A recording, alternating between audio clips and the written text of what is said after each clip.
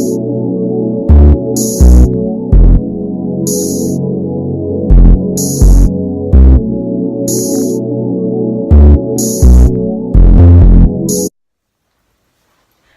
everyone, my name is Myracle, and I know that this video is really long overdue, but I just really wanted to take time to myself to really think about everything that's happened and really accept everything that's happened, because with everything that I've been through, I've really never taken a deep breath, and I've never really, understood everything that's happened. Like, when everything's hitting you all at once, it's kind of hard to just sit there and think about it all. So I just felt like with me uploading this video and kind of getting it out there, I could maybe help someone, like not even someone that's going through, trials and tribulations or anything bad, but just people in their daily life, because, us as humans, we go through the littlest things and we panic. And I just want you to know that there's people that are going through worse than you. Like, you may think that it's the end of the world for you, but really we could be going through so much worse. So maybe like me telling you guys my story, it could help you, it could motivate you, it could just anything that it can do. I just wanted to really positively impact your life. So it really all started when I was 8. Like, I wasn't your most typical child. I wasn't really your most typical teenager. Most adolescents or most teenagers are worried about, shopping, having fun, going with friends, going to school. I wasn't your typical child. Like, I really was focused on things that you really wouldn't be focused on at 8, 9, 10, 11. So it all started when I turned 8.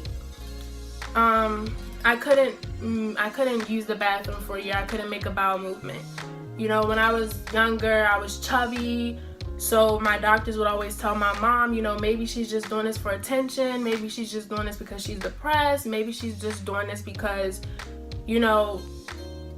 she just, I don't know, they just had a lot of reasons as to why I was, not using the bathroom. But, I really wasn't depressed. I was just my own person. Like, I like to eat, so that was, that was just showing on the outside. So to get into the video,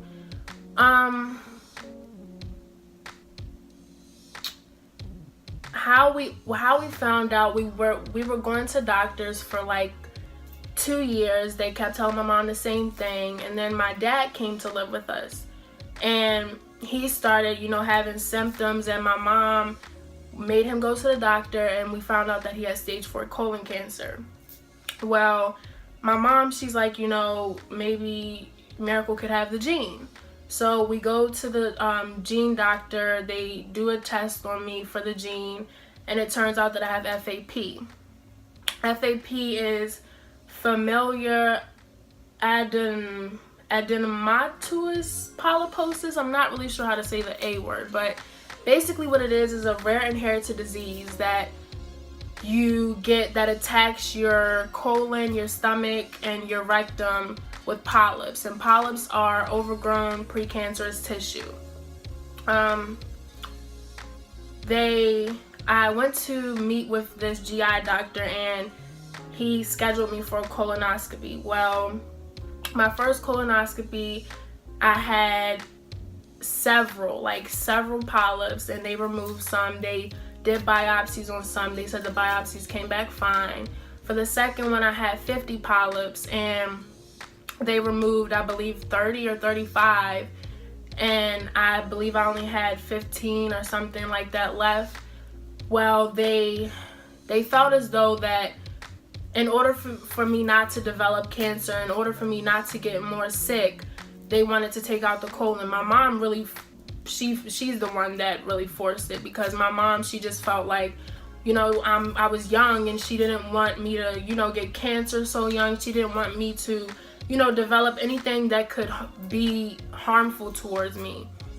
So I had that surgery where they removed my colon in December of 2014.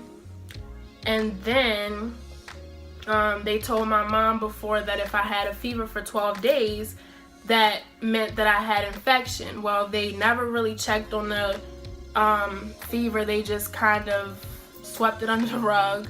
And on the 12th day, I went to the bathroom and my mom said, you know, your lower abdomen and your private part looks a little poofy. And I was like, Mom, you know, it really looks poofy. And me, I'm scared because I don't really know. Like, a lot of the things that I was told and a lot of the things that I went through, it was like a first time for me. So for me to go through, you know, these things that adults go through at a young age, I'm just like, you know, I'm kind of scared, more than kind of scared actually. And I'm just not, like, I don't know.